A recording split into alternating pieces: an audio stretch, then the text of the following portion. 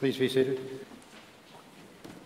It is good to be with one another, to come together, to bear witness to the crossing of a new threshold, to perform a great task, the confirmation of a call to ministry, the act of ordination. On behalf of Arlington Street, I welcome you here. Many of you have traveled a great distance to be here, from as far as Pennsylvania, Arizona, Concord. In this precious moment, we have come to set apart and ordain Rebecca Heather Froom to our Unitarian Universalist ministry. We pause to give thanks for these two religious communities of free spirits, Arlington Street Church and the Unitarian Society of Germantown, who have chosen to ordain Rebecca. May Rebecca find fulfillment of purpose as she gives of herself and her talents to the task of making this world a better place for all. May Rebecca be imbued with a spirit of compassion for those in need, a spirit of wisdom as she deals with the problems that beset her parishioners. May this hour of dedication be but the beginning of a fruitful ministry that will bring Rebecca Heather Froom and to those closest to her the great and abiding satisfactions that come to those who give generously of themselves in the service of others. Amen, and blessed be. Holy and beautiful, the custom which brings us together to face our ideals and to be enlightened.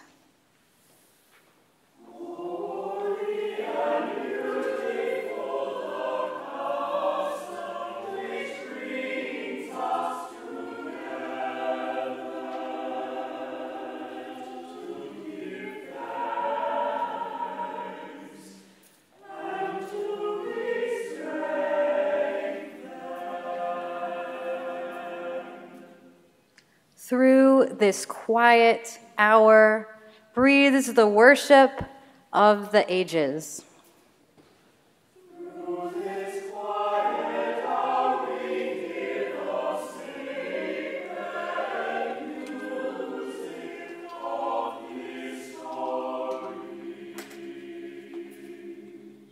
Three unseen guests attend: faith, hope, and love.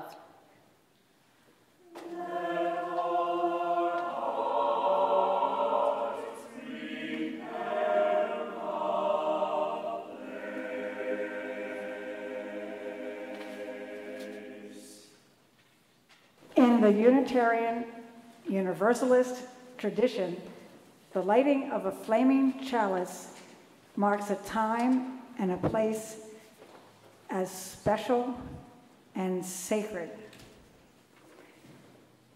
The kindling of this flame brings us into community with one another.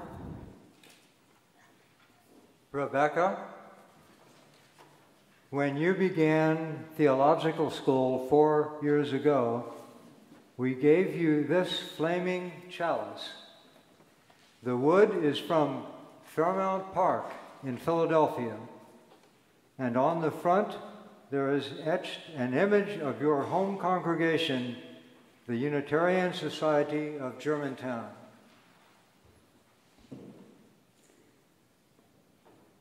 We gave you this chalice as a symbol of the love and good wishes of family and friends.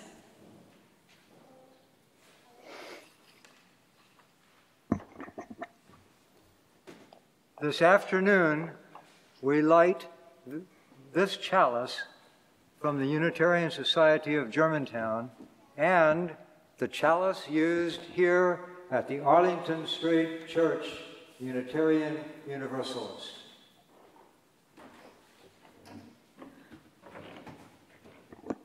The words of our chalice lighting this afternoon come from the Sufi poet Rumi.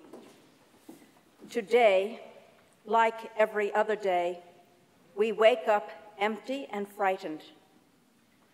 Don't open the door to the study and begin reading. Take down a musical instrument. Let the beauty we love be what we do. There are hundreds of ways to kneel and kiss the ground.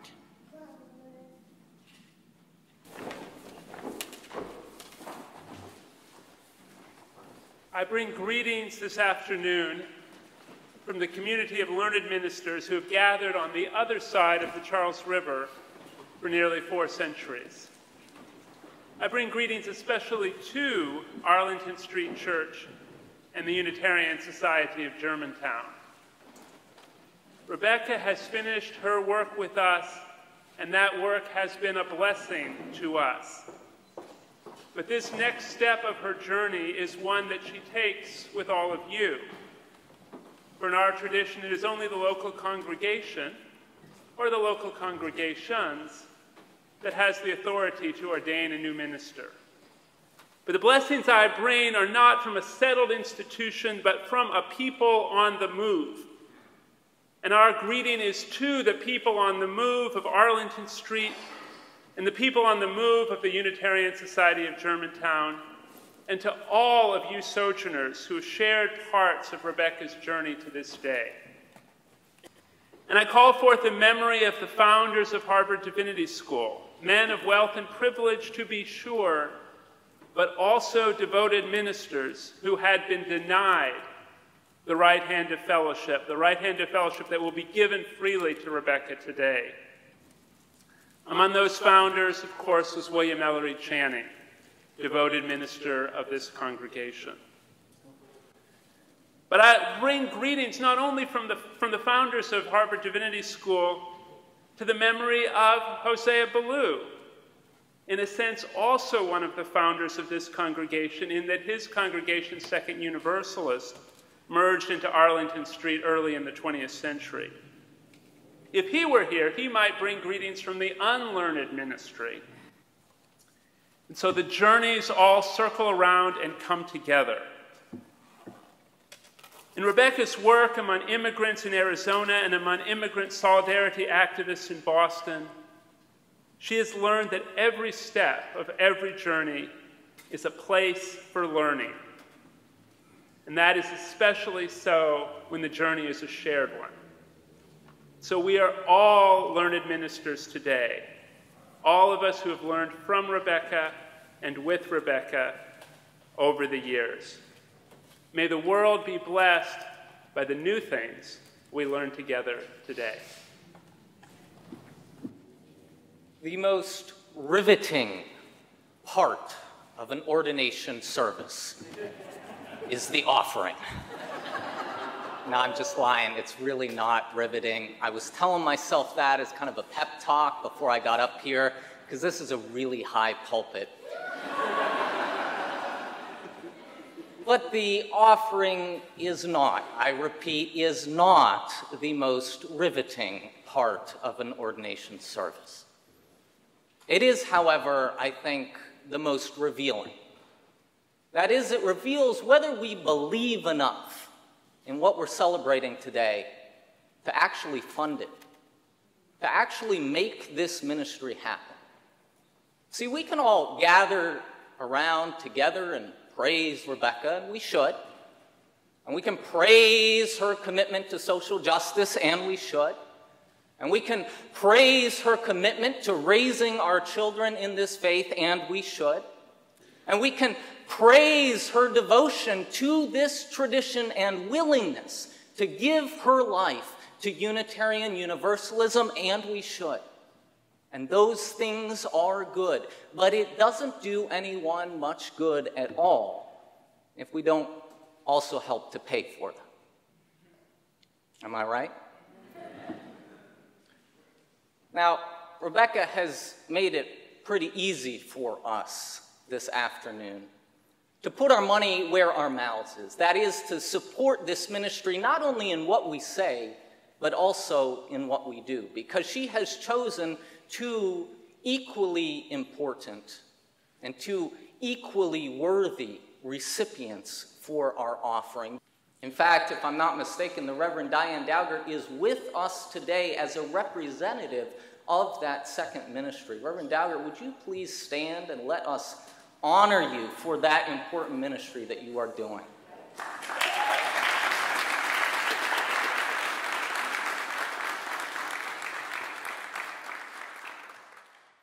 Let me close, though, with words from a friend of mine who'd been partying a little too hard one night.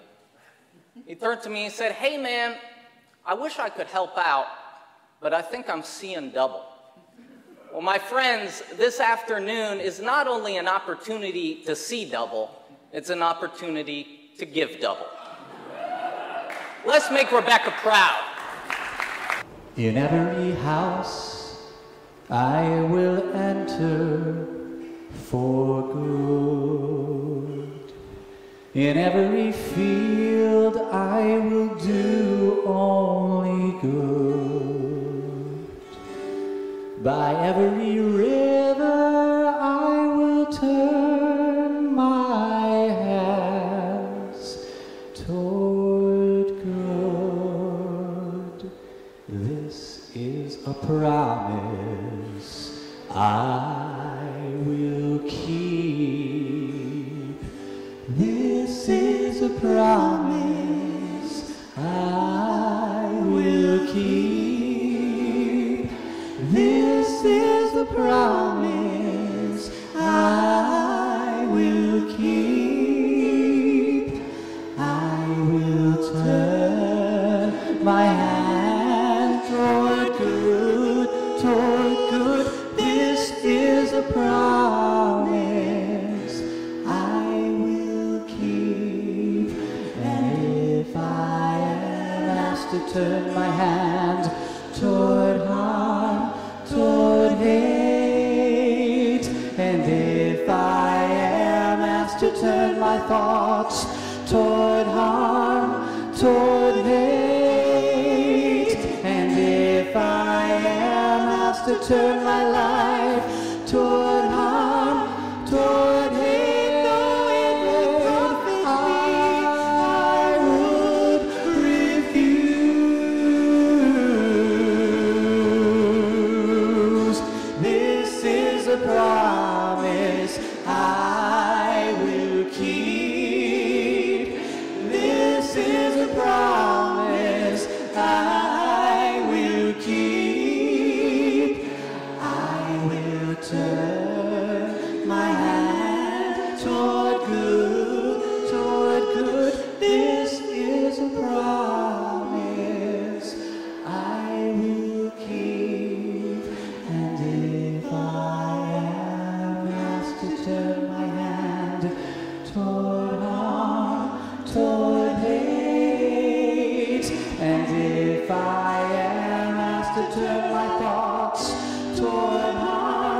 toward hate.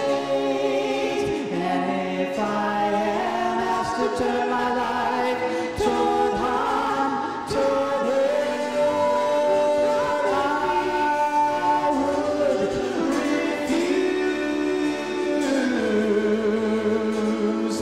In every house I will enter for good. In every field I will do only good.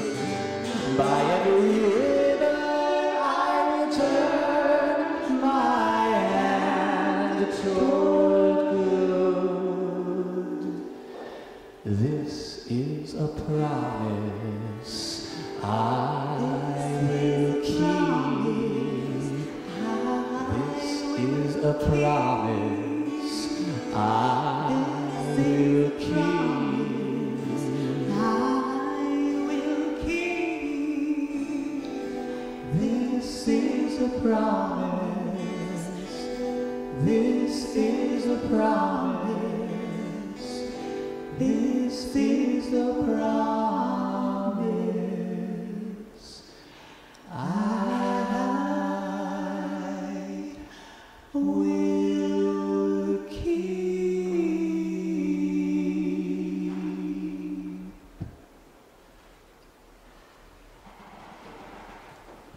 So we have one, not two songs for the offertory today. Now I think I'm going to invite you, as you're willing and able, to stand and sing this with us. I think the Spirit will move us more. We'll start with the chorus. If you know the words to the verses, you're welcome to sing on those. You're welcome to join in on oohs. You're welcome to close your eyes and just feel enraptured in the Spirit. Here we go. 1, 2. We are living with the great big dipper. We are washed by the very same rain. We are swimming in the stream together. Some in power and some in pain. We can worship this ground we walk on, cherishing the beings that we live beside. Loving spirits will live forever. We're all swimming to the other side. I am alone, I'm searching, hungering for answers in my time. I am balanced at the brink of wisdom. I'm impatient to receive a sign. I move forward with my senses open. Imperfection, it be my crime. In humility, I will listen. We're all swimming to the other side. We are living in the great big dipper. We are washed by the very same rain. We are swimming in the stream together. Some in power and some in pain. We can worship this ground we walk on, cherishing the beings that we live beside. Loving spirits will live forever. We're all swimming to the other side. On this journey through thoughts and feelings, finding intuition, I had my heart. I am gathering the tools together. I'm prepared to do my part.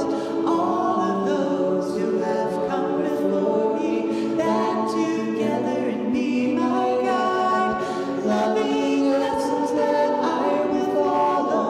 We're all swimming to the other side. We are living with the great big dipper. We are washed by the very same rain. We are swimming in the stream together. Some in power and some in pain. We can worship this ground we walk on, cherishing the beings that we live beside. Loving spirits will live forever. We're all swimming to the other side.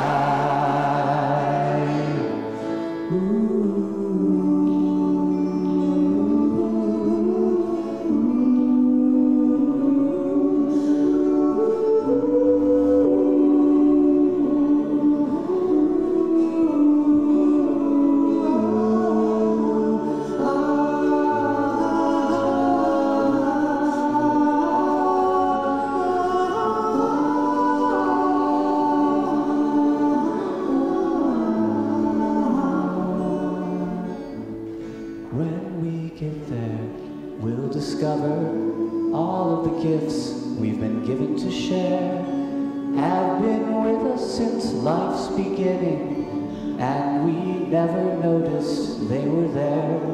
We can balance at the brink of wisdom, never recognizing that we've arrived. Loving spirits will live together. We're all swimming to the other side. We are living with the great big dipper. We are washed by the very same rain. We are swimming in the stream together, some in power and some in pain. We can worship this ground we walk on, cherishing the beings that we live beside. Loving spirits will live forever.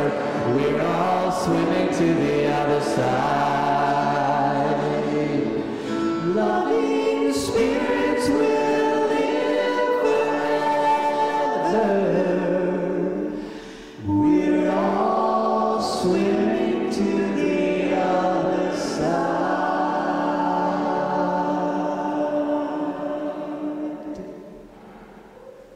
This year marks the 50th anniversary of Rebecca's father being ordained as a Presbyterian minister.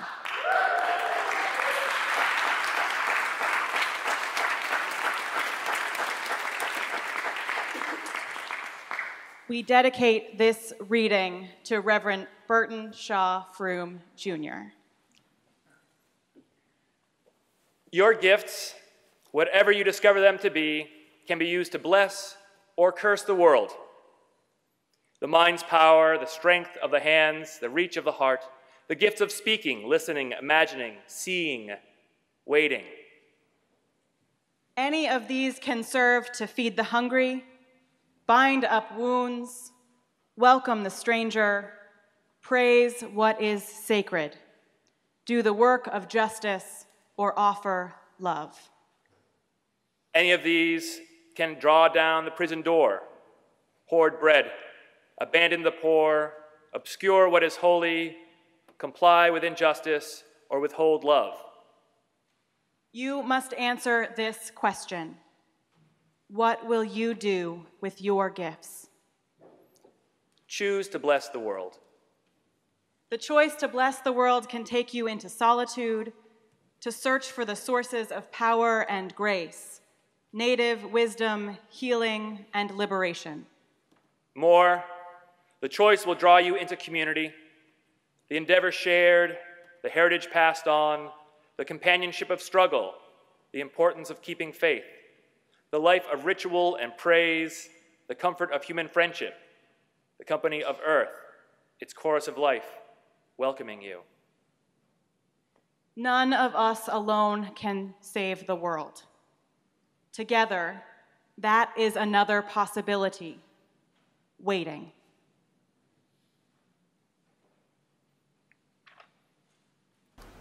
I invite you to rise in body and spirit as we sing our next hymn, number 1008.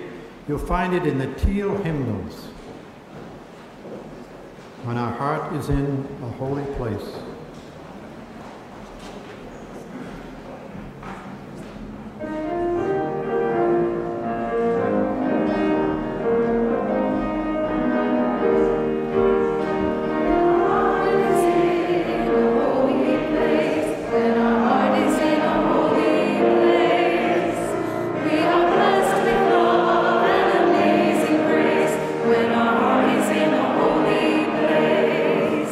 When we trust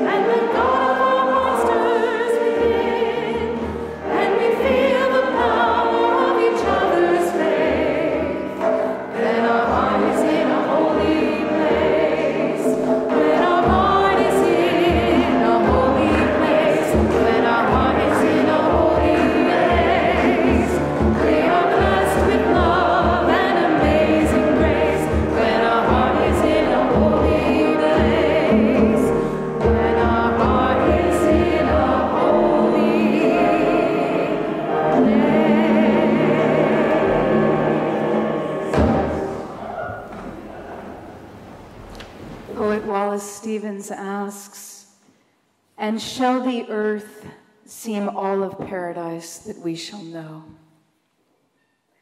That would be a resounding yes.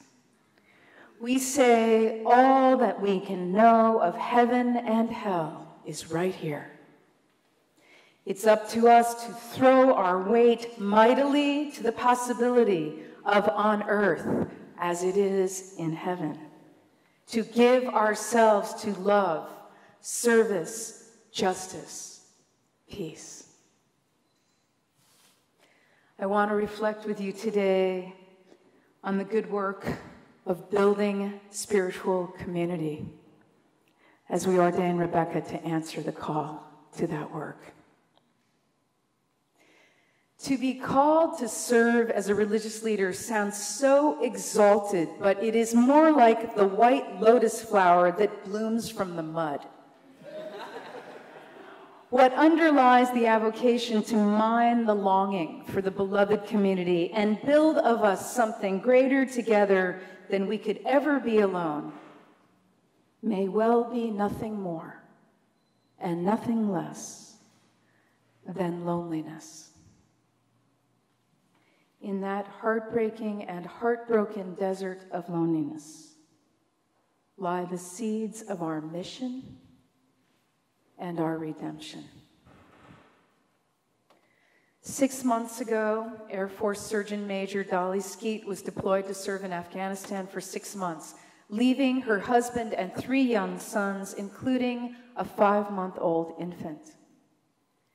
Thankfully, she has just returned home. And appropriately, much has been made of Dr. Dolly Skeet's sacrifice and of the cost to her children. On this Mother's Day, we think of her and the 100,000 mothers who, since 2001, have left their children to serve in our good name.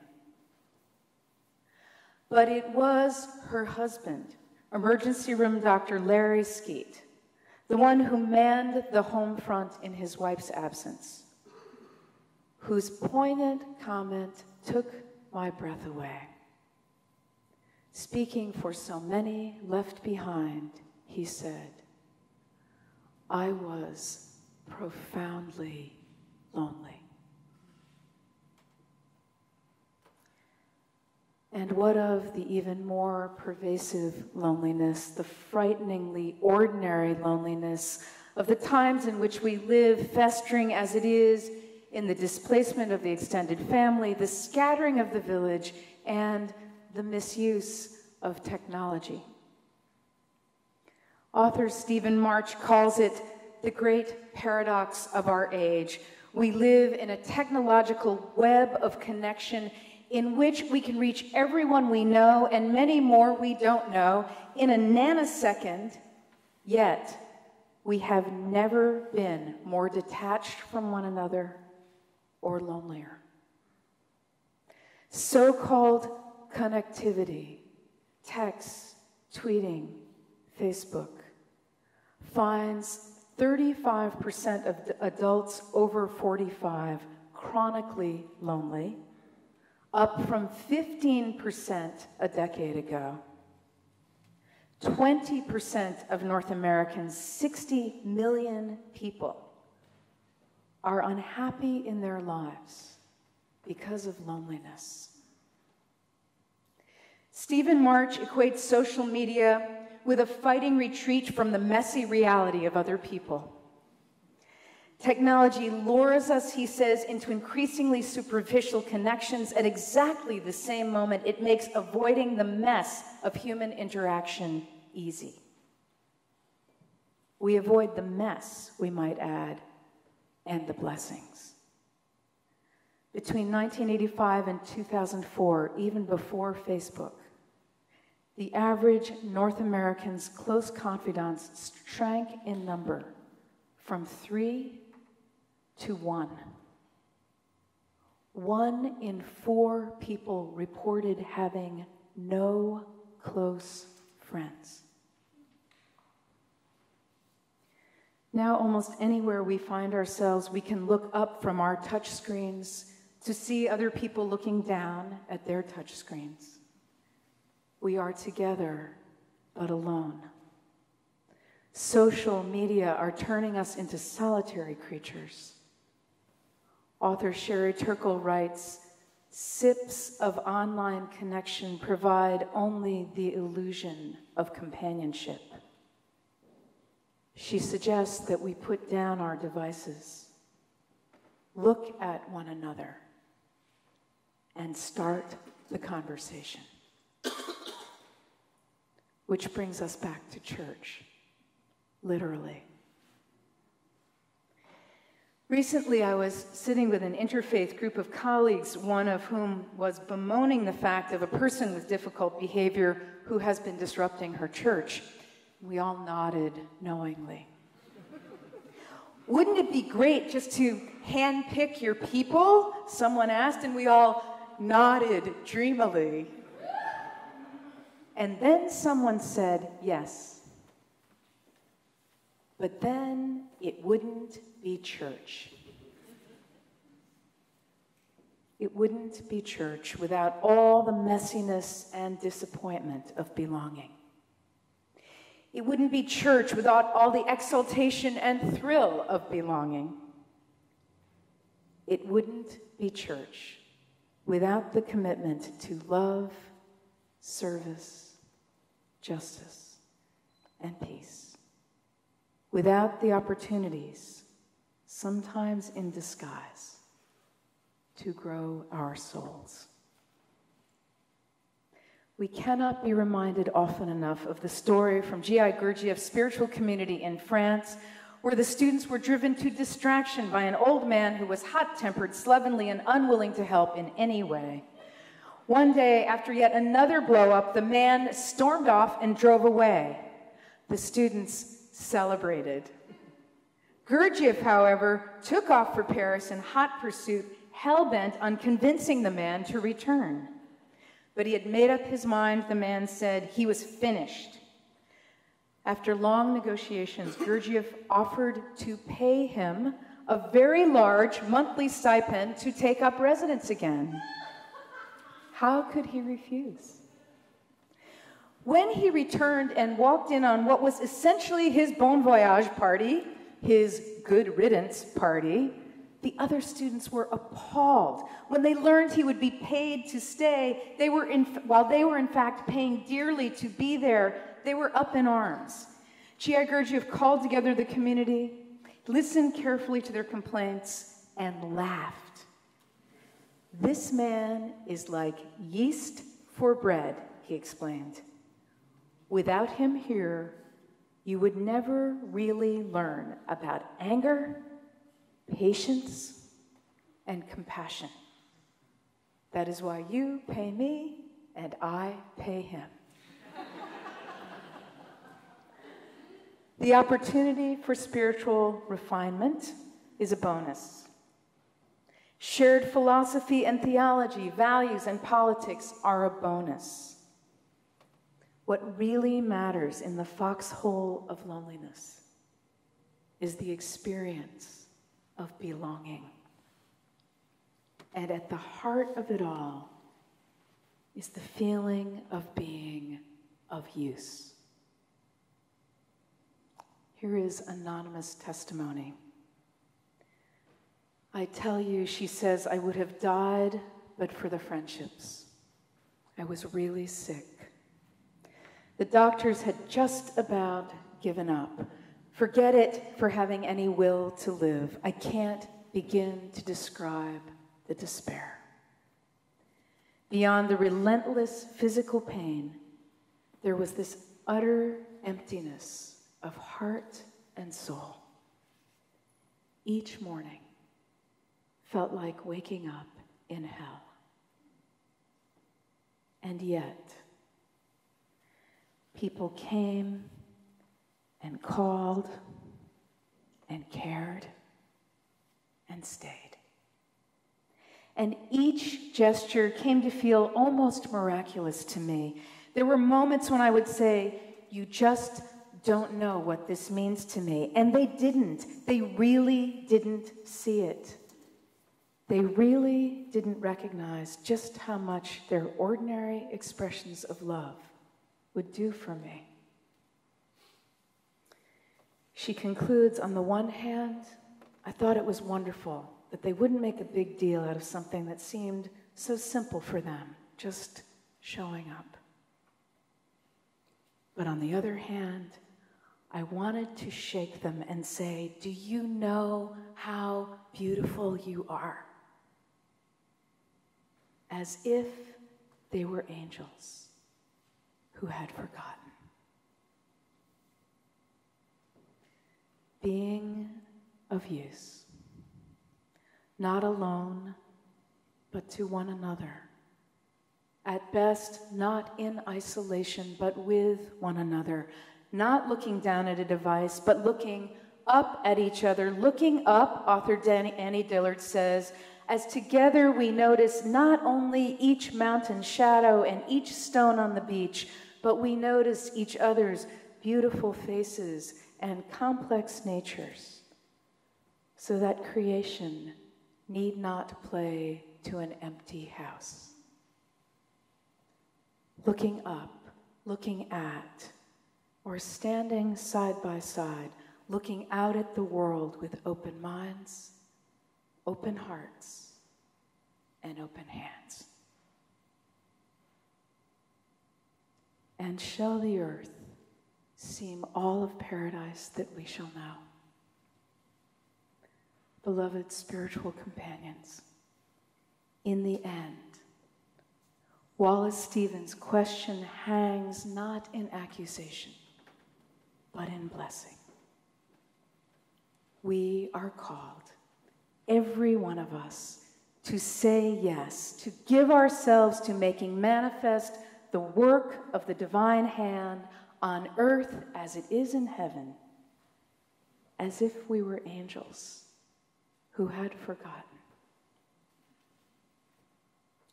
Rebecca, I'm going to close with a poem. Thomas Sentilella's "In the Evening We Shall Be Examined on Love," which is a quotation from St. John of the Cross. Your formal education is complete. And as we ordain you today, always remember, dear one, that the work to which you have been called is above all the creation of the beloved community of memory and hope.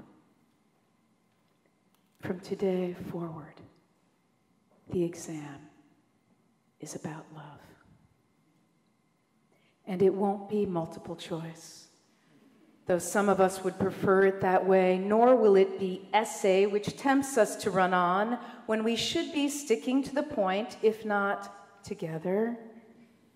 In the evening, there shall be implications. Our fear will change to complications. No cheating, will be told, and we'll try to figure the cost of being true to ourselves. In the evening, when the sky has turned that certain blue, blue of exam books, blue of no more daily evasions, we shall climb the hill as the light empties and park our tired bodies on a bench above the city and try to fill in the blanks. And we won't be tested like defendants on trial, cross-examined till one of us breaks down, guilty as charged. No. In the evening, after the day has refused to testify, we shall be examined on love. Like students who don't recall signing up for the course and now must take their orals, forced to speak for once from the heart and not off the top of their heads. And when the evening is over and it's late, the student body asleep, even the great teachers retired for the night, we shall stay up and run back over the questions, each in our own way. What's true, what's false, what unknown quantity will balance the equation? What would it mean years from now to look back and know we did not fail? Amen.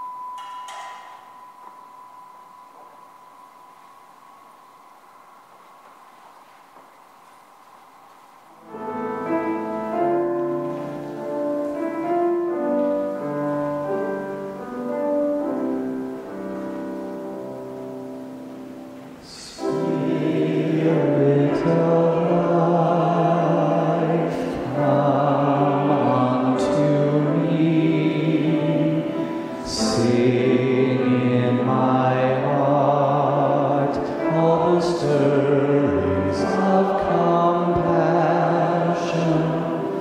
Blowing the wind, rise in the sea, moving the land, giving life the shape of justice.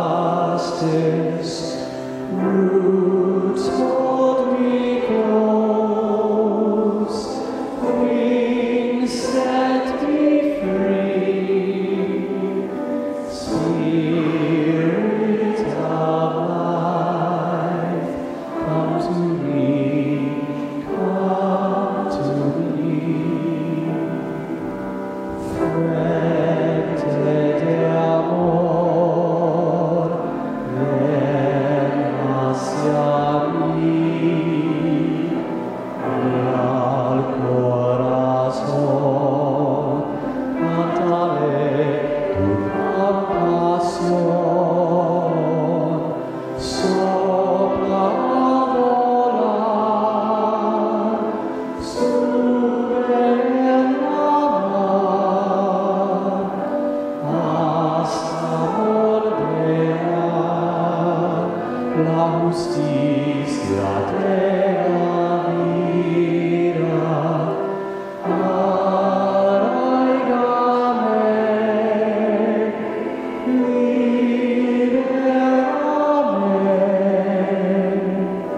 fuente de amor, ven a mí, ven a mí.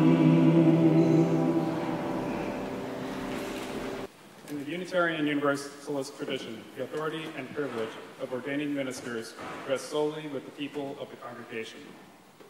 Therefore, it is a meaningful and joyous occasion when congregations join together to exercise their right of ordination. Rebecca, growing up in the Unitarian Society of Germantown, Unitarian Universalism became your faith. As a young adult, you felt called to the ministry and reaffirmed your call. Arlington Street Church has been your teaching congregation, and you've learned and grown into your ministry with us. Recognizing your sense of call and having received the recommendation of the Ministerial Fellowship Committee of the Unitarian Universalist Association, the members of our two congregations have voted to ordain you to the office of minister. We would have you minister faithfully to human joy and suffering. Preach the truth with love and courage. Work for justice, pastor with compassion, and call those whom you served to build lives of greater purpose and meaning. In all these tasks, we ask that you uphold the principle of our free faith. Rebecca, are you ready to accept the ordination to the Unitarian Universalist ministry? I am.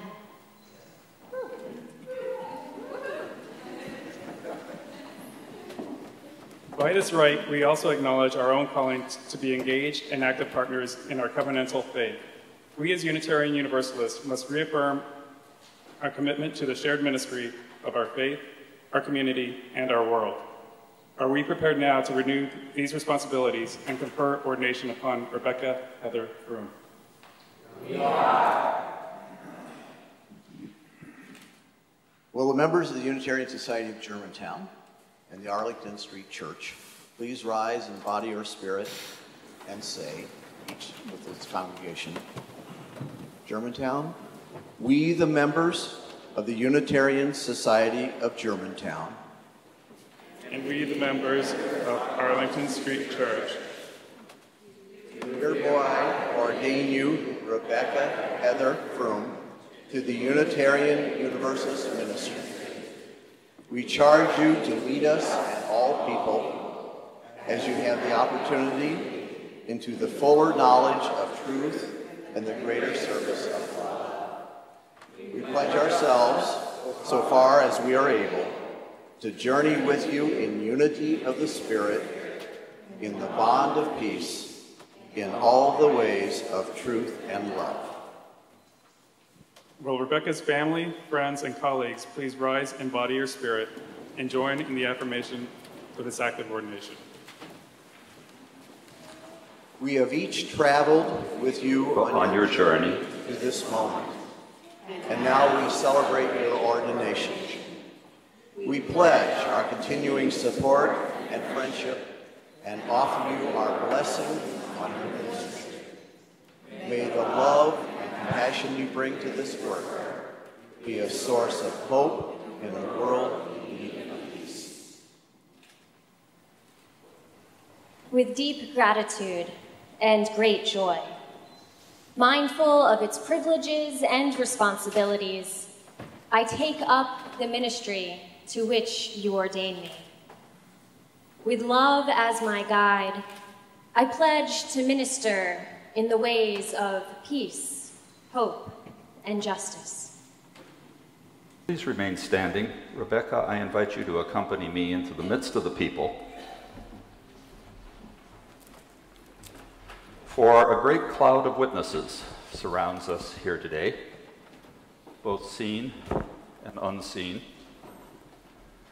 The unseen being forebearers of our faith, who fought both for human liberation and for more grace-filled human lives. Both for religion to be more progressive and for progressives to be more religious.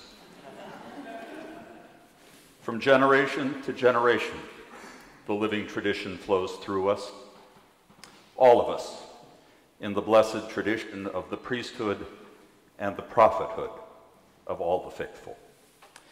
Therefore, in the laying on of hands as an outward and visible sign of the graces we pray be imparted to you, Rebecca, I now invite not only the clergy here present, but all present, to draw near and connect with one another and directly or indirectly with you, hand to shoulder, heart to heart, as you stand before us and before the source of our common calling. And together we connect with all the wisdom of the ages and the gentle touch of the promise of love. And thus connected among and beyond, let us join our hearts in prayer. Sovereign and transforming grace, we invoke thy quickening power. Reign the spirit of this place, bless the purpose of this hour.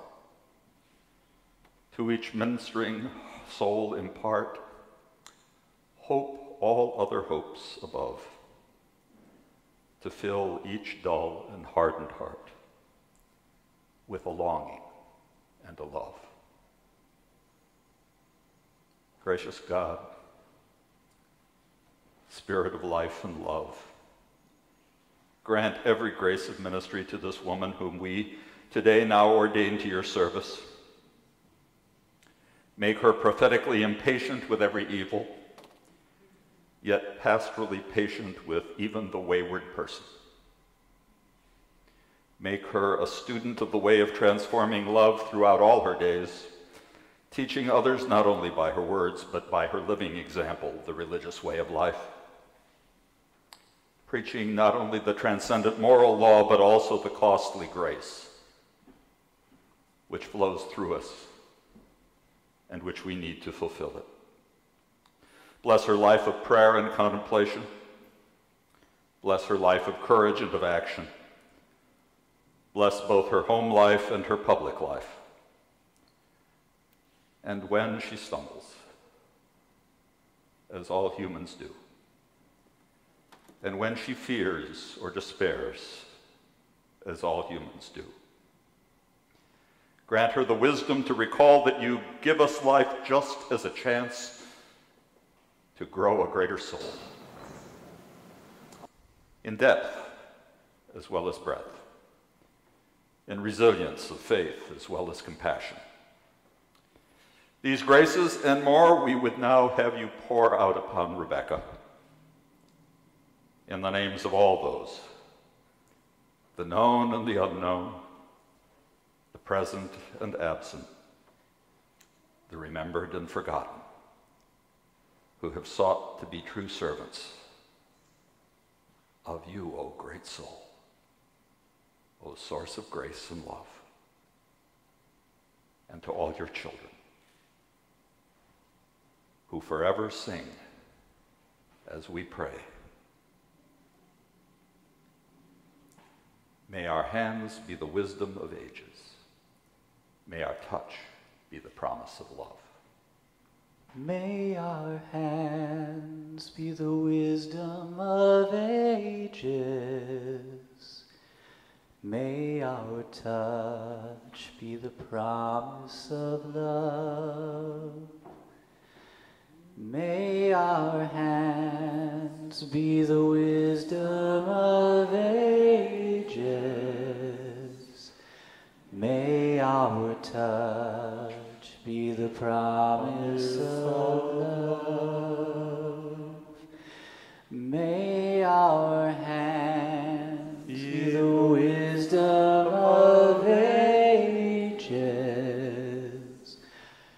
May our touch be the promise of love. And let the people say, Amen.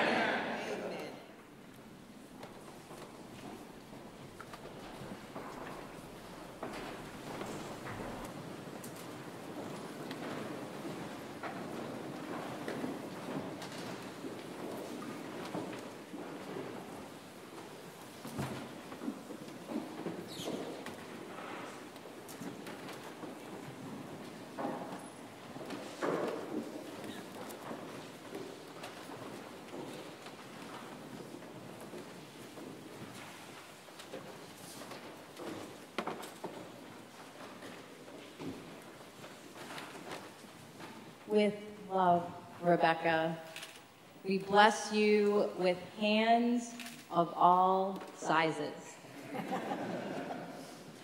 With love, we bless you with our minds that call us to action. And with our hearts, we bless you with this present.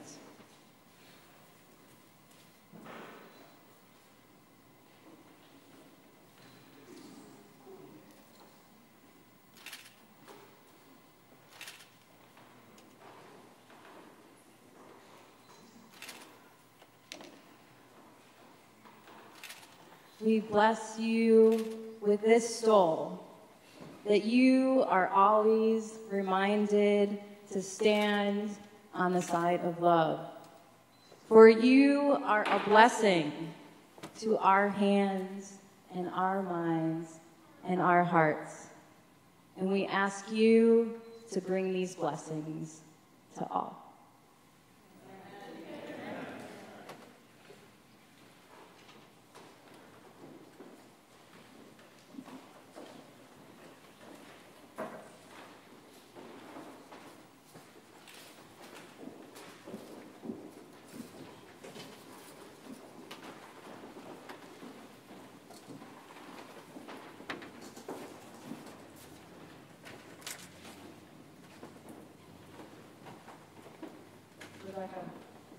It has been our honor and privilege to walk with you on your journey to this day.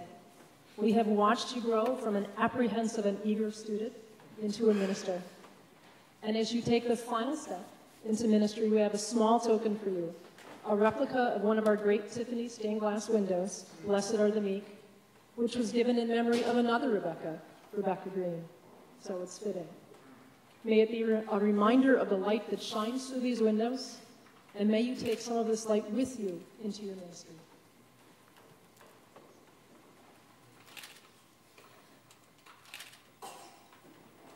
And we give you each our blessing. May you have the courage of your convictions and the insight that creates wisdom. And from Don Richter, who couldn't be with us today, may you continue to learn and to nurture compassion as a minister. May your ministry be filled with the wonder growth, joy, and a lifetime of fulfillment. Rebecca, may you find balance in your care of others and balance in the care of yourself. Rebecca, may you have faith enough to move mountains. May you be given wisdom beyond your years. And may you be held in the arms of grace as you begin your magnificent journey.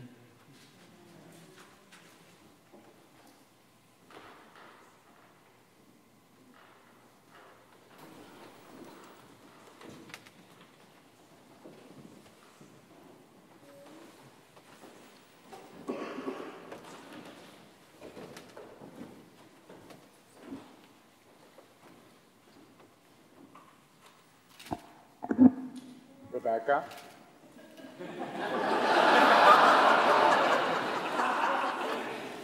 As minister of your home church in Philadelphia, one of the two churches ordaining you here in this inspirational environment, I am thrilled to be here.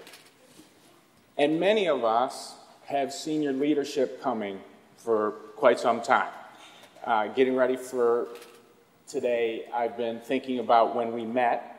I was campus minister for the Joseph Priestley District, and you were the high school youth representative to the board of that district. And one day you told me that you had decided what you wanted to do professionally, become Secretary of State. And I said, that is great. And I do not think we have to rule that out. But I sure am glad we're here today.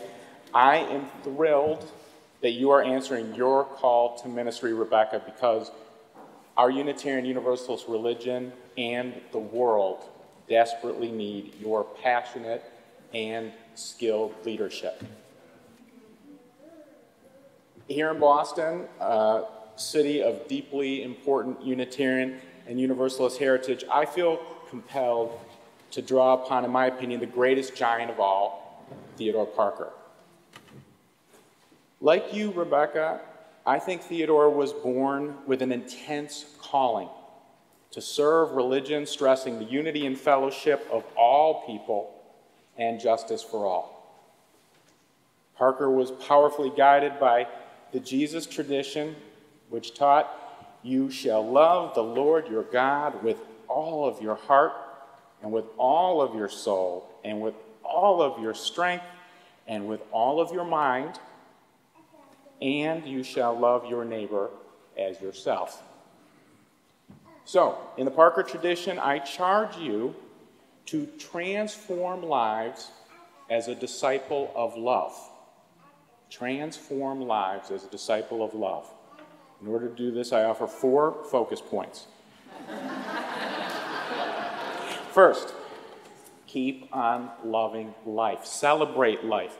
Do like David, who danced before the Lord with all of his might. Sing like Mercedes Sosa. Gracias a la vida que me ha dado tanto. Thanks to life, which has given me so much. Engage with beauty for the sake of beauty. Listen to Brahms and Marcellus. Exalt in the paintings of Klee and Modigliani. Go camping with Alec and make s'mores around the campfire, and the next day take a long hike amongst the timber.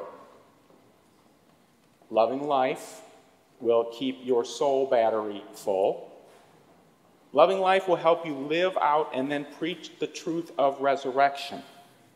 We don't have to wait for some heavenly chariot to come and take us to a far-off land. By growing, learning, and changing, you can be born into being more fully alive again and again and again. Second, love your neighbors.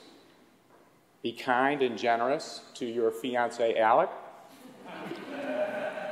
your family and friends. Be open and gentle with the mailwoman, police officers, grocery clerks, church treasurers, homeless folks, the richest of the 1%ers, garbage men, and waiters. I'm not saying you have to like what everybody does. I'm saying try to love them. Rebecca, even these Celtics, Red Sox, and Patriots fans, who we Philadelphians know are pretty misguided, love them deeply. We need not think alike to love alike. Third, all of this love flowing through your soul will help you to continue your life work as a warrior for justice. Dr. King's mentor, Howard Thurman, famously said, "Ask not what the world needs, ask what makes you come alive, and then go do it." Because what the world needs is people who have come alive. Now, I could mention Parker, Gandhi, Thurman, and King, but the person who I think knew this best of all was your grandmother, Flora Lisi, a matriarch of our church in Philly. She knew anger is not a renewable resource. Even when it's justified, it becomes toxic. But it is a great power to love away the tyranny and people into the next phase of grace and beauty and peace. But in order to love life, love your neighbors, and help bend the arc of the universe towards justice with love, Rebecca, you have to love yourself. So forth, I charge you to always remember that you are a miracle of the divine, and your body, mind, and spirit deserve tender love and care. As an essential piece of your ministry, you must engage in regular spiritual practices. You know, these activities, which put us in touch with the miracles of life, can include prayer, meditation, chanting, or yoga. They can be riding your bike, gardening, knitting, reading poetry, or sitting quietly next to a tree. If you do these things, I know, and I'm thrilled with all my heart, that you will be putting arms and legs on the Parker Prayer. Be ours a religion, which, like sunshine, goes everywhere. Its temple, all space, its shrine, the good heart. Its creed, all truth. Its ritual, works of love. Its profession of faith, divine living. Rebecca, we love you, we're proud of you, we're for you, and we bless your ministry.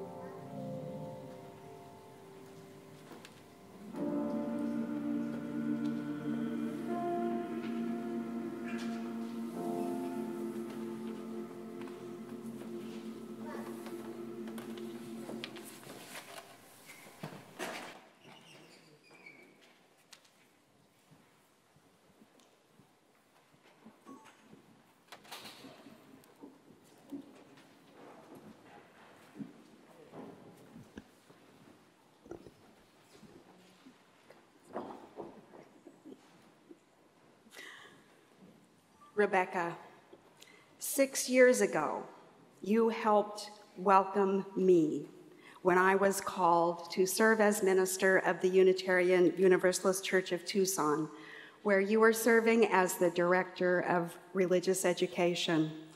And I bring you greetings from that congregation today because they have fond memories of the time that you spent with us, the very many ways that you ministered to our congregation. They wanted me to tell you that they are proud of you and they're happy for you and they expect great things from you in the future. No pressure. Now you stand before me, ordained by the Arlington Street Church and the Unitarian Society of Germantown into the Unitarian Universalist ministry. And it is my great honor to welcome you into this ministry. Wherever the vocation of ministry calls you, I want you to know that there is a community of colleagues that are waiting for you to join them. Not only are they waiting for you to join them, they're expecting that you will. For it is in this community into which you have been ordained that you will find counsel, you will find mentors, you will find support and challenge for the ministry that lies ahead of you. But they want you to join them and expect that you will, because you too will be bringing gifts, your gifts of ministry, your support and your encouragement that upholds this shared ministry that is imbued with deep trust. The right hand of fellowship is a time-honored tradition, a sign of welcome, a sign of belonging, and a sign of covenant. It is into this covenant that we are welcoming you today. I extend this hand, but it's not mine alone. It symbolizes, not yet. We're almost there. It symbolizes a long line of ministry that we've heard about today from this great pulpit. After the service, I'm going to climb up there.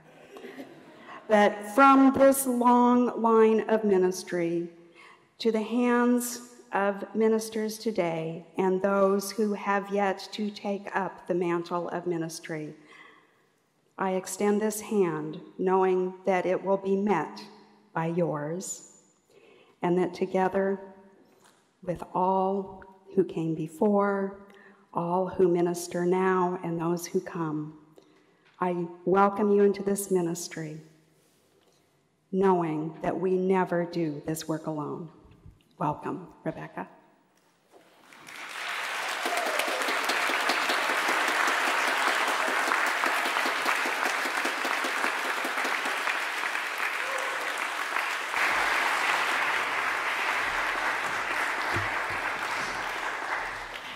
And now please rise in body and spirit as we sing our recessional hymn, number 16064 in the Teal hymnal, Blue Boat Home, number 1064.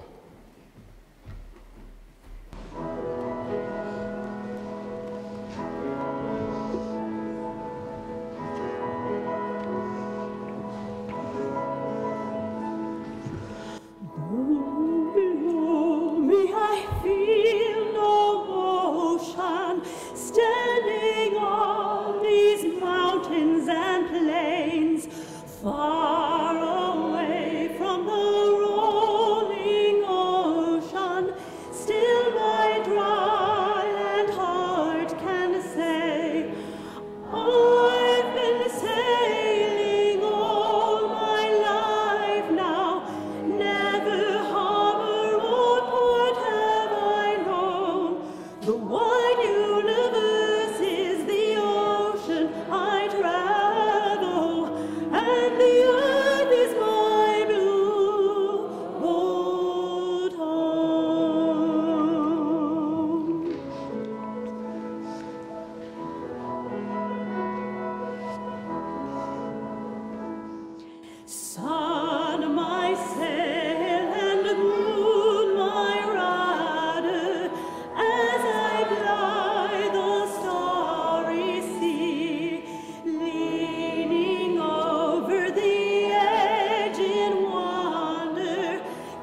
casting questions into the deep, drifting here with my ship's companions, all we kindred pilgrim souls, making our way by the light of the heavens in our beautiful blue boat home.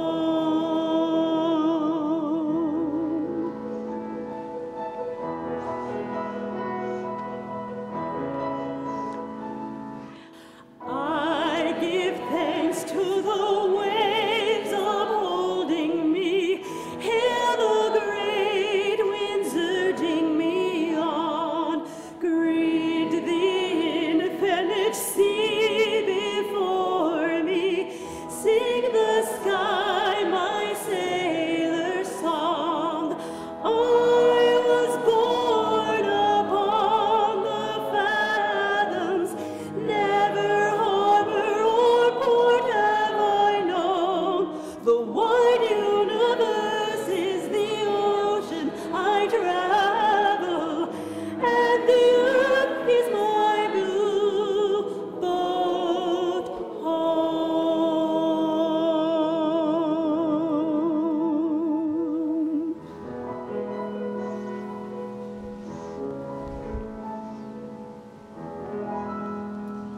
In the tradition of this congregation, I invite you to stay standing and join hands with those near you for the benediction.